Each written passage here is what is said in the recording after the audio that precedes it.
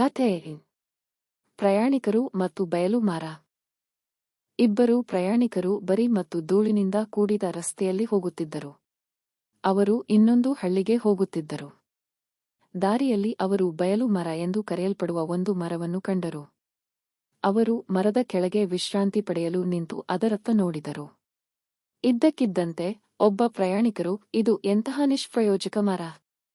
ಇದು ಫಲ ನೀಡುವುದಿಲ್ಲ ಎಂದು ಹೇಳಿದರು. ಅವರು ತನ್ನನ್ನು ಟೀಕಿಸುವುದನ್ನು ಕೇಳಿ ಬಯಲು ಮರವು ಸಿಟ್ಟಾಯಿತು. ಅದು ಹೇಳಿತು, ನೀವಿಬ್ಬರೂ ತುಂಬಾ ಕೃತಜ್ಞತೆ ಇಲ್ಲದವರು. ನೀವು ನನ್ನ ನೆರಳಿನಲ್ಲಿ ಆಶ್ರಯ ಪಡೆದಿದ್ದೀರಿ ಮತ್ತು ನೀವು ನನ್ನನ್ನು ನಿಷ್ಪ್ರಯೋಜಕ ಎಂದು ಕರೆಯುತ್ತಿದ್ದೀರಿ. ಇಬ್ಬರು ಪುರುಷರು ನಾಚಿಕೆಪಟ್ಟರು, ಆದ್ದರಿಂದ ಅವರು ಮರಕ್ಕೆ ಕ್ಷಮೆಯಾಚಿಸಿದರು ಮತ್ತು ನಂತರ ಅವರು ಹೊರಟು ಹೋದರು. ಬಯಲು ಮರವು ಎತ್ತರವಾಗಿ ಮತ್ತು ಹೆಮ್ಮೆಯಿಂದ ನಿಂತಿತು ಮತ್ತು ಯಾವುದೇ ಮನುಷ್ಯನು ಅವನಿಗೆ ಏನನ್ನೂ ಹೇಳುವ ಧೈರ್ಯವನ್ನು ಹೊಂದಿರಲಿಲ್ಲ. ನೈತಿಕತೆ. ಅನೇಕ ಸೇವೆಗಳನ್ನು ಕೃತಜ್ಞತೆಯಿಂದ ಎದುರಿಸಲಾಗುತ್ತದೆ.